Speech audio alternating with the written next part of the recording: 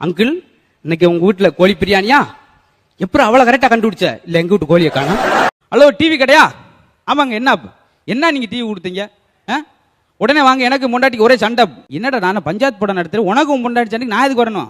நீ தானே சொன்னீங்க டிவி வாங்கி 2 வருஷத்துல எந்த பிரச்சனாலும் போன் பண்ணுங்க அப்படின்னு. அதுக்கு பஞ்சாயத்துலாம் தீர்த்து வச்சுக்கிட்டு இருப்பாங்க.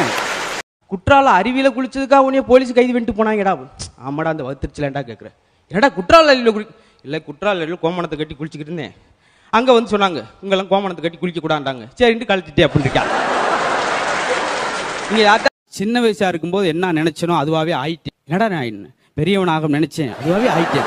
நான் கூட ஏதோ டாக்டர் ஆயிட்டாங்க போலன்னு சொல்லி பக்கத்தா வாத்தியார் ஒரு நாள் கேட்டார். தினமும் 9 மணி பள்ளிக்கூடத்துக்கு 7 மணிக்கு ஏண்டா வர்ற? வீட்டில் அப்பா அம்மா தொந்தரவு தாங்கம்ல சார். சரி, எதுக்கு 4 மணிக்கு பள்ளி உங்ககிட்ட விட்டுன்னு இங்க இருந்து ஓடுறீங்க? இங்க இருந்துட்டு போனியா? இங்க உங்க தொந்தரவு தாங்கம்ல சார். டாக்டர், எனக்கு ஒரு கண்ணு தெரிய மாட்டேங்குது. அவர் சொன்னார், உனக்கு உண்மையிலேயே 2 கண்ணு தெரிய மாட்டேங்குது. ஏங்க, நான் வந்து வாட்ச்மேன். ஒருத்தட்ட கேட்டாங்க, என்னையா உன் பொண்டாட்டி உன்னை அடிக்குமா? ஆமா ஆமா அப்படின்ட்டு. ஏன் 2 சொல்றீங்க? 2 பொண்டாட்டி சார்.